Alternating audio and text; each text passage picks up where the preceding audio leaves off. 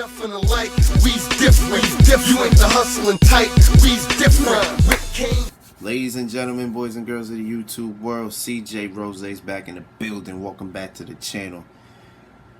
Man, so much has happened since Money in the Bank to now. Becky Lynch is pregnant and no longer the Raw Women's Champion. Sami Zayn is no longer the Intercontinental Champion. In fact, tomorrow night, we're going to figure out who's going to become the new Intercontinental Champion. What else? Bayley and Sasha Banks are the new WWE Women's Tag Team Champions. Apollo Crews is the new United States Champion. And everything else in between. But all that has led us to this pay-per-view. Backlash. Where we are supposed to have the greatest wrestling match ever. And we're going to get into that match. We're going to get into it. But for now, let's focus on the 6 to 7 matches that are solid, locked down for this pay-per-view. So let's get into it. Alright, so first match will be the triple threat tag team match for the WWE Women's Tag Team Championships. As I said, the new champions Bayley and Sasha Banks will defend their titles against Alexa Bliss and Nikki Cross and the Iconics. So this match kind of put itself together kind of like this. So when Alexa Bliss and Nikki Cross were the tag team champions, on Raw they were having problems with the Iconics, and then on SmackDown they were having their problems with Bayley and Sasha Banks. So it's like two rivalries from two different shows just coming together and forming this match. Now, as I said, Bayley and Sasha won the tag championships from Nikki Cross and Alexa Bliss 2 weeks ago. Yeah, 2 weeks ago. Actually, was it last week? That actually was last week, actually. They won the championships last week on SmackDown. So now they're defending them against these two. Who wins? I think Bayley and Sasha Banks retain, but there's still gonna be more collusion. Or can I say collusion? Is that the right word? I don't think that's the right word. Friction. Let's say friction. There we go. That's the best word. Friction. There's gonna be some friction between these two tag teams. It will cause problems, but they'll still find a way to win the match in a sense. They'll probably steal the match. We'll figure it out when we get to that point. But Bayley and Sasha will win. That's how I see it. Because I don't see them losing. I don't see them losing. Alright, so moving on to the next match. The next match I have is Apollo Crews defending the United States Championship against Andrade. My man Andrade. Alright, so Apollo Crews won the United States Championship from Andrade 3 weeks ago on Raw. And Andrade won the triple threat match to get this opportunity this Sunday against Kevin Owens and Angel Garza. So basically this is just Andrade getting his rematch for the title.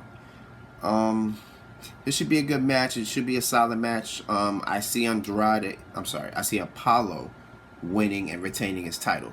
So, pretty much, yeah. So it's going to be a standard match. It probably won't go long, depending on how things go. I guess we'll see. But for now, I got Apollo winning. If Andrade wins, then I don't really know what to say. I really don't know what to say. Okay, so the next match I have, my boy Jeff Hardy, JH, as I used to call him back in the day, versus Sheamus, 1-on-1. So this rivalry took a big turn 2 weeks ago on SmackDown when we started the show off with a car accident, and it involved Elias, and eventually we learned that it involved Jeff Hardy. So it was a car accident. Elias was getting strapped in on a gurney into the ambulance, and the cops had a wallet that basically had Jeff Hardy's ID in it. They found him and they arrested Jeff Hardy. Later on in the show, Jeff Hardy came back because Sheamus was in the main event against Daniel Bryan. Jeff Hardy came back, and wailed on Sheamus. The next week, which was last week, basically Jeff Hardy said that the cops said they saw a dude with red hair and red beard, and that basically resembled Sheamus. Although I honestly think Sheamus has orange hair and an orange beard, but I guess I don't know. I'm colorblind apparently, but it is what it is. So yeah, this rivalry's been going on for a while. It's been kind of just building up since Jeff Hardy has been, or they've been advertising his comeback, and Sheamus has been getting mad because he feels Jeff Hardy's been getting the most attention. So there's a story behind it, and that's fine. Who wins? That's a good question. Well, Jeff Hardy won the first time they faced. They faced, I think it was 3 weeks ago. Yeah, 3 weeks ago. Yeah, 3 weeks ago they fought. Jeff Hardy won. Does Jeff Hardy win again? Knowing how WWE works, I think Sheamus will win. They might do 50-50 booking. So if that's the case, then okay. Okay. But yeah, I see Sheamus winning, even though I feel that Jeff Hardy should win. If they're gonna build Jeff Hardy up to back to main event status, if that's the case, then you should let Jeff Hardy win. But if you're gonna do 50-50 booking, like I feel WWE will do, then Sheamus will win. About simple as that. All right. Next matchup, we have the Raw Women's Championship. Asuka defends against Nia Jax. So, as I said in the beginning of this video, Becky Lynch announced herself pregnant the night after Money in the Bank. So since she was pregnant, she basically said that she no longer can, well, she can't say it, you automatically know, that she is no longer able to defend the Raw Women's Championship. So what she did that night was she decided she had the Money in the Bank briefcase, but inside the briefcase wasn't the contract. It was the Raw Women's title. So basically the match that Asuka won the night prior wasn't for Money in the Bank. It was for the title. So automatically Asuka became Raw Women's Champion at Money in the Bank. So it's understandable. I'm glad. Asuka deserves it. Asuka's been tearing it up lately. And ever since she became champion, she's been looking great. She's been showing, like, she looks fantastic. I love everything Asuka's been doing since she's become champion. She's been on a roll lately. It works out. So her first opponent will be Nia Jax, who won a triple threat match to get the opportunity 3 weeks ago. Yes, it was 3 weeks ago. She won that match. We haven't seen Asuka and Nia face off since, has it been 3 weeks ago? Not 3 weeks ago. Jeez, 3 to 4 years ago when they went to NXT. Cause I remember that time that they fought. Asuka won, obviously, and Asuka will retain in this match. I feel she will retain in this match. Of course, it's so, you know, with Nia, it's the big, it's the, you know, she's the bigger of the two, and Asuka just looks like a mini, just a mini person. But in this case, it'll probably be Nia does a lot of work, but then Asuka will find a way, or they may do it where Asuka finds a way during the match, and then boom, you know, she will just find a way to get it done. Asuka's gonna retain. That's how I feel. She's gonna tap out. She's gonna tap out Nia. She's gonna find a way. It's gonna be like that. Simple, straight to the point. Asuka retains. Simple. All right. What am I missing? All right. So we're on to the final 3 matches. All right. The first match we're going to cover is Braun Strowman defending his Universal Championship against both Miz and Morrison. Now, I understand you're saving Strowman versus The Fiend. You're saving that match. Maybe for SummerSlam. If you do, okay. I'm down for it.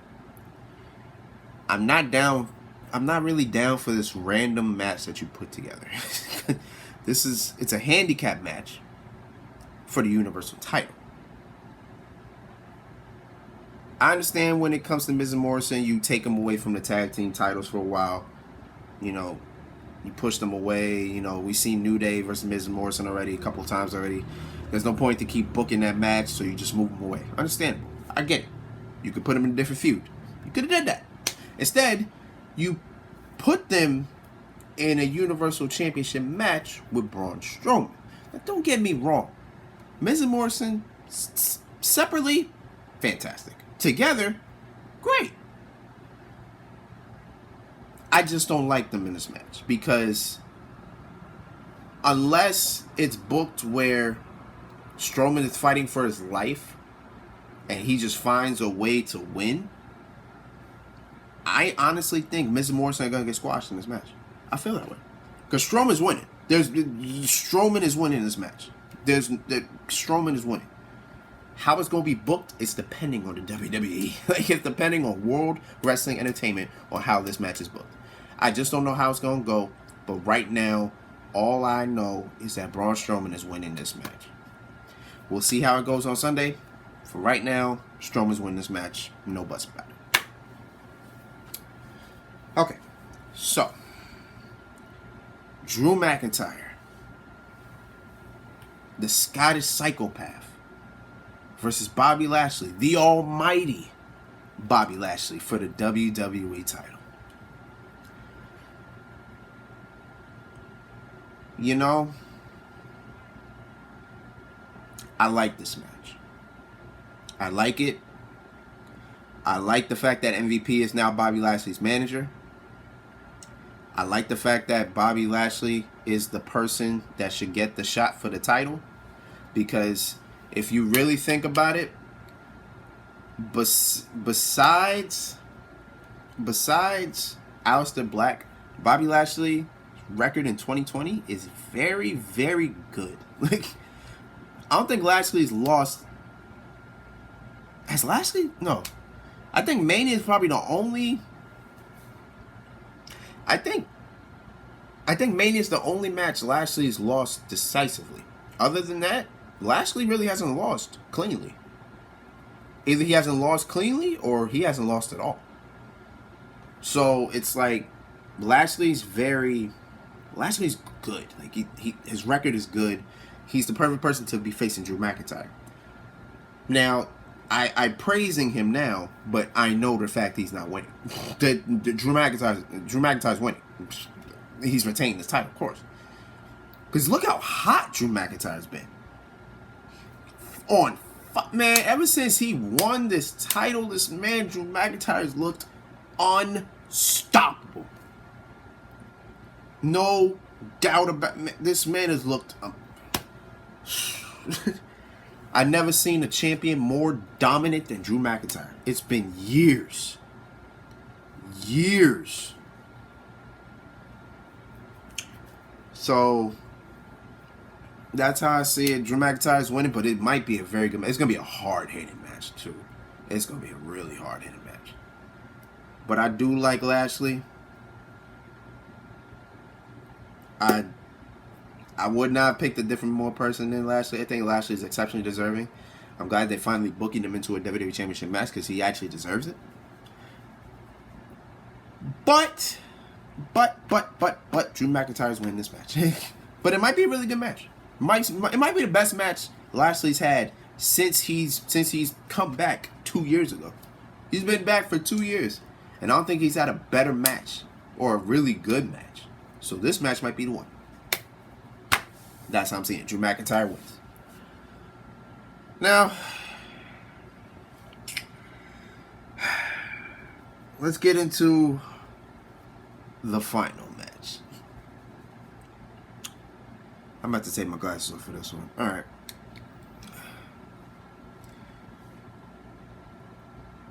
in what is being called quite possibly the greatest wrestling match ever.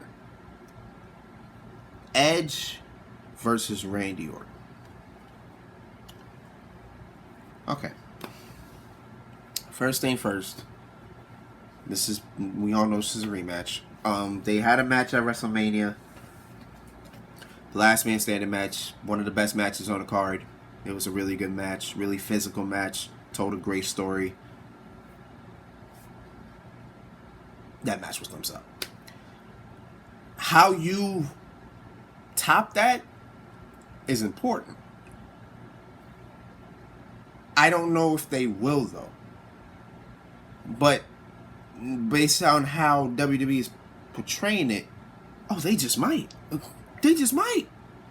Because a 46-year-old Edge and a 40-year-old Randy Orton will both have the greatest wrestling match ever. How the hell is that going to be possible? I just want somebody to explain it to me, because I don't think that's going to happen. Yeah. Now, don't get me wrong. Edge and Orton, great, fantastic wrestlers, two of the best of all time. They're both GOATs at this point. They're both GOATs, definitely. When they were in the prime, beasts, monsters. But now, they're out their primes. They're not winning. I mean, not winning. They're not making no great match. They're not making no match that could be considered the greatest wrestling match ever. They're not doing that. It's not happening. I'm sorry to say, but it's not happening. Let me explain. Let me explain what one of the greatest wrestling matches even contain. No. Wind that back. Let me. So tell me this, right? Johnny Gargano versus Andrade. That was last year. Is that last year? That was 2 years ago. I'm sorry. That was 2 years ago. They had. Was it 2 years ago? It might have been 2 years ago. 3 years ago. You know what I'm talking about. They had a match that Dave Meltzer called a 5-star match. That is now considered one of the greatest matches ever in WWE history.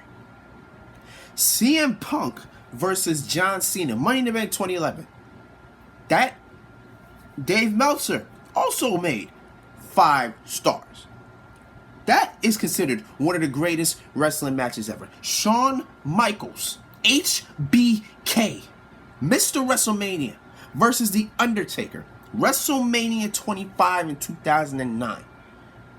5 stars, one of the greatest matches ever in WWE. If you mean to tell me a 46-year-old Edge who hasn't had a single wrestling match since 2011 versus Randy Orton, who's been wrestling non-stop since, with a couple injuries on top of that, is going to make the greatest wrestling match ever? I don't think so. And I'm a fan of both of them, but they're not doing that. That's not happening. Now, I may be jumping the gun when I say it. I may be saying, I could be wrong. I could be wrong. It might be one of the greatest matches in WWE history. It might be. It's a possibility. Can they do it? I don't doubt that. I don't doubt it. I don't think they're not capable of it. I just don't think it's going to happen. Now, if you were to give me a 2007, 2008, 2009, or maybe a 2011 Randy Orton, okay, I can see that. If you were to give me a 2005, 2006 Edge, hell, you could probably give me 2009 Edge. Okay. Or maybe 2008. Okay. You put those two together? Oh, yeah. Greatest match. Oh, yeah. They can make one of the greatest wrestling matches of all time. They can. But this time, no. I don't see it. I don't see it happening. I don't see it happening. I don't.